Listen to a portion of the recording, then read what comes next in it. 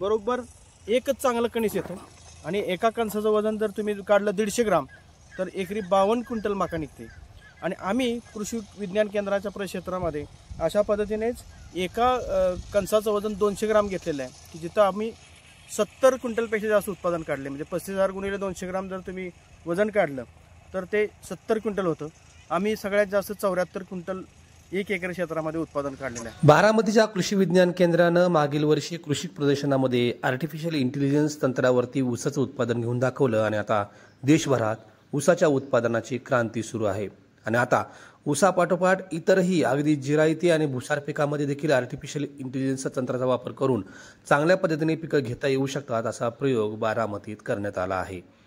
या प्रयोगाची अनेक पिकांमध्ये सुरुवात करण्यात आली आहे, जसं की मका। सध्या मका हे महाराष्ट्रातील शेतकऱ्यांसाठी अतिशय वरदान ठरू लागलेलं पीक आहे, कारण पशुखाद्य तसेच इथेनॉल आणि इतर उत्पादनामध्ये मक्याचा मोठ्या प्रमाणावर वापर होऊ लागल्याने मक्याकडे शेतकरी वळू लागले आहेत आणि त्याचाच फायदा शेतकऱ्यांना व्हावा आणि शाश्वत विकासाचं उत्पादन म्हणून त्याकडे पाहिलं जावं यासाठी मक्याच्या उत्पादन वाढीचे प्रयोग आता सध्या सुरू आहेत।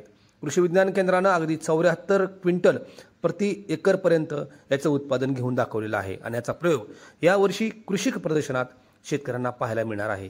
नेमका काय प्रयोग आहे हा आणि चिनी तंत्रज्ञान यामध्ये कसं उपयोगी पडलेलं आहे ते आपण पाहूयात।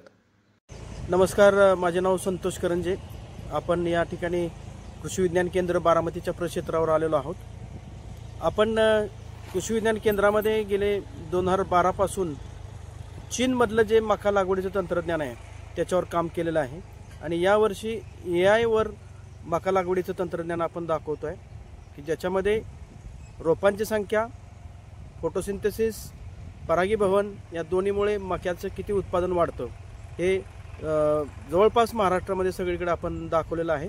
आणि त्यासाठी माझे जो आकडा आहे त्याच्यामध्ये 800 ते 1000 शेतकरी पूर्ण महाराष्ट्रभरातील म्हणजे चाळीसगाव, संभाजीनगर, जालना, अहमदनगर, पुणे, सातारा, सांगली, कोल्हापूर या सर्व भागातील किंवा यवतमाळ भागातील पण शेतकऱ्यांनी या पद्धतीने प्रयोग राबवलेले आहेत। आता याच्यामध्ये तुम्हाला जर सांगायचं झालं तर 2 पद्धतीमध्ये आम्ही इथं कृषी विज्ञान केंद्राच्या प्रक्षेत्रावर मका दाखवलेली आहे की ज्याच्यामध्ये आमच्या पद्धतीने लागवड केली आहे की ज्याच्यामध्ये एकरी ही जी पद्धत आहे ही आपली नेहमीची पद्धत आहे।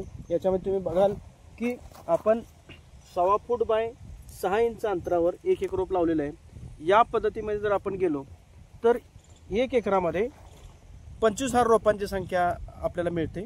आणि इकडच्या बाजूला जे आहे त्याला सघन मका लागवड चिनी पद्धत म्हणूया की याच्यामध्ये आम्ही काय केलेलं आहे की त्या 2 बेडमधील अंतर 4 फूट ठेवलेलं आहे। 4 फूटच्या मध्ये आपण एक हे 1.25 फुटाची लॅटरल लावायची। ह्या लॅटरलमध्ये 2 ड्रिपरचं अंतर 1.25 फूट असतं। ह्या ड्रिपरच्या एका बाजूला 2 बिया आणि दुसऱ्या बाजूला 2 बिया, या दोन्हीमधील अंतर पण 1.25 फूट राहील अशा पद्धतीने टोकन केले आहेत। म्हणजे या चौकटीमध्ये आपल्याला टोटल 8 बियाणे लागतात आणि अशा पद्धतीने 1 एकरचा हिशोब काढला तर 35,000 रोपांची संख्या राहते। एका ह्याच्यामध्ये बरोबर एकच चांगलं कणीस येतं आणि एका कणसाचं वजन जर तुम्ही काढलं 150 ग्राम तर एकरी 52 क्विंटल मका निघते। आणि आम्ही कृषी विज्ञान केंद्राच्या प्रक्षेत्रामध्ये अशा पद्धतीनेच एका कणसाचं वजन 200 ग्राम घेतलेलं आहे की जिथं आम्ही 70 क्विंटलपेक्षा जास्त उत्पादन काढले। म्हणजे 35,000 गुणिले 200 ग्राम जर तुम्ही वजन काढलं तर ते 70 क्विंटल होतं। आम्ही सगळ्यात जास्त 74 क्विंटल 1 एकर क्षेत्रामध्ये उत्पादन काढलेलं आहे। महाराष्ट्रभरामध्ये असे जे वेगवेगळ्या भागातले शेतकरी आहेत त्यांनी 41 क्विंटलपासून ते एकरी 65 क्विंटल इतकं उत्पादन काढलेलं आहे की याच्यामध्ये महाराष्ट्रातील वेगवेगळ्या भागातले शेतकरी आहेत। काही एका शेतकऱ्याने तर असं उत्पादन काढलं की तुरीच्या 8 फुटाच्या पट्ट्यामध्ये या पद्धतीने लागवड केली तर त्यांना एकरी 39 क्विंटल उत्पादन आलं आहे। 1.5 एकरामध्ये त्यांनी 58 क्विंटलचं उत्पादन काढलेलं आहे। म्हणजे आणि तेही जुना आकडे नाहीत, आत्ता या 1 महिन्यापूर्वी त्यांचं हार्वेस्टिंग झालेलं आहे। पाचोराचे जळगाव जिल्ह्यातले शेतकरी आहेत त्यांनी हे उत्पादन काढलेलं आहे। असे वेगवेगळ्या भागातले शेतकरी आहेत की ज्यांनी या पद्धतीने उत्पादन घेतलेलं आहे। आम्ही या ठिकाणी मल्चिंग आणि न मल्चिंग वापरता पण काही प्रयोग दाखवलेले आहेत। मल्चिंगचा फायदा असा होतो की तण वगैरे आपल्याला येत नाही, वापसा सतत राहतो योग्य प्रमाणामध्ये आणि आपल्याला जी मापं घ्यायची ती योग्य प्रमाणात ह्याच्यामध्ये घेतली जातात. मापं कमी जास्त होत नाही. मक्याच्या उत्पादनातून एकरी लखपती होण्याची शेतकरी किमया साधू शकतात, हा एक विश्वास या निमित्तानं आलाय. पण नेमकं हे तंत्रज्ञान का निवडलं आणि अशाच पद्धतीनं मक्याची लागवड का करावी याविषयीचे देखील काही आडाखे आहेत. चीनमध्ये संपूर्ण शेतीचा अभ्यास केल्यानंतर बारामतीच्या कृषी विज्ञान केंद्रातील तज्ज्ञांनी या संदर्भातील शिफारसी केल्या आणि आता महाराष्ट्रातील अनेक शेतकरी हा प्रयोग राबवू लागलेले आहेत. सगळ्यात महत्त्वाचा विषय आहे की मक्याला या पद्धतीने आपण अंतर का दिलं.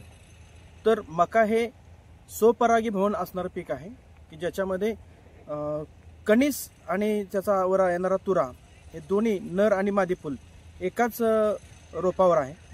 आणि आपण ज्यावेळी दाट लागवड करतो त्यावेळी जो नर फुल आहे तो मादी फुलावर न पडल्यामुळे पूर्णपणे कणीस भरत नाही.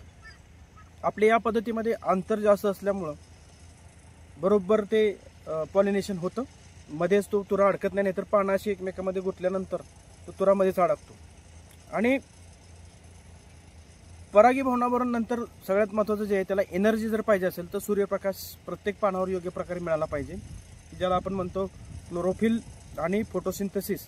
हे चांगलं होण्यासाठी लागवड अंतर जर जास्त असेल तर बरोबर फोटोसिंथेसिस पण चांगल्या प्रकारे होतं आणि त्यामुळं वजन चांगलं भरतं. तर या ठिकाणी या पद्धतीने आपण जास्त अंतर ठेवलेलं आहे. इथं फोटोसिंथेसिस अतिशय चांगलं होणार आहे. तुम्ही या ठिकाणी येऊन बघा, ही पानं जवळजवळ नशीब वाढणार तशी एकमेकात शिरणार आहेत. इथं फोटोसिंथेसिस कमी होणार आहे. म्हणून लागवड अंतर बदलण्याचं कारण हेच आहे की आपल्याला फोटोसिंथेसिस चांगल्या प्रकारे झालं पाहिजे.